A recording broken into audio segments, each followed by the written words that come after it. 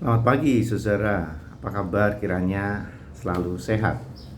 Saudara, ada ungkapan yang menyenangkan untuk didengar. Ungkapan itu bunyinya demikian.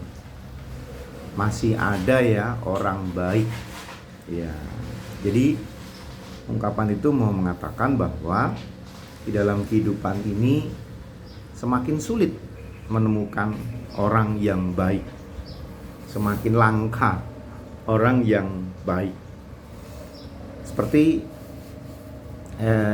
contohnya saling peduli, saling memperhatikan, saling menolong. Itu semakin langka. Walaupun sekali lagi ada saja orang yang mau melakukannya. Contohnya misalkan suatu saat HP saya itu mengalami kerusakan dan saya sangat awam dengan teknologi HP itu. Istilah kata tuh saya hanya tinggal pakai doang. Kayak makanan, saya nggak bisa masak, tapi tinggal makan doang. Nah, seperti itu. Nah, lalu saya bertanya ke satu grup di WA. Hanya satu orang yang nanggapin. Nah, setelah itu tipsnya saya coba-coba dan nggak berhasil. Lalu saya tanya lagi. Setelah itu krik sepi. Tidak ada orang yang nanggapin satupun. Nggak ada orang yang peduli di grup itu. Barangkali di dalam grup itu kerusakan HP adalah kecil amat sih, gitu aja nanya begitu ya. Manja amat sih jadi orang begitu. Ini bikin ribet aja sih begitu, dan seterusnya lah gitu.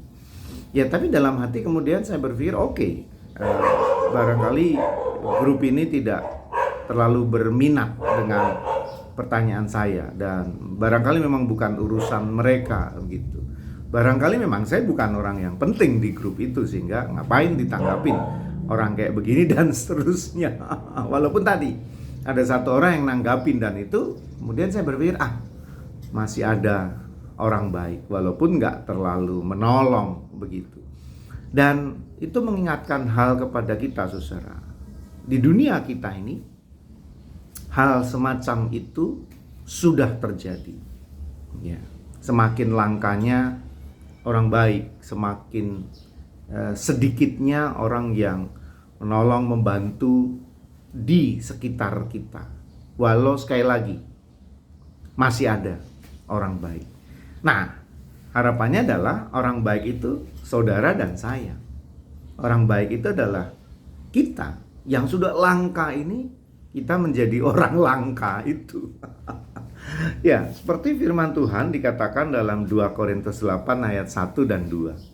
Saudara, kami hendak memberitahukan kepada kamu tentang anugerah yang diberikan kepada jemaat-jemaat di Makedonia.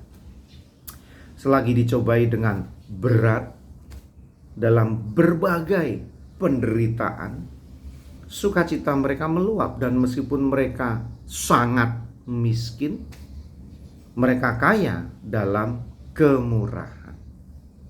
2 Korintus 8 ayat 1 dan 2. Ya, itu jemaat Makedonia.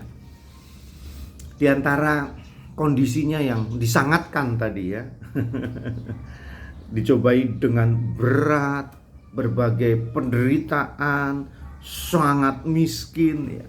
Tapi mereka menjadi bukti bahwa untuk menjadi baik itu tidak dihalangi oleh apapun ketika dia mau menjadi baik. Dan puji Tuhan, jemaat Makedonia menjadi andalan bagi pelayanan Paulus. Kota itu, wilayah itu disebut-sebut oleh Paulus di banyak tempat, yang ingin mengatakan bahwa lihat Makedonia, bukti bahwa kebaikan itu bisa dilakukan oleh siapapun walaupun kondisinya sedemikian buruk. Nah, saudara, di dunia ini semakin langka orang yang baik, semakin langka orang yang bermurah hati. Dan mari kita menjadi salah satunya di antara kelangkaan itu. Tuhan berkati, dan mari kita merenungkannya.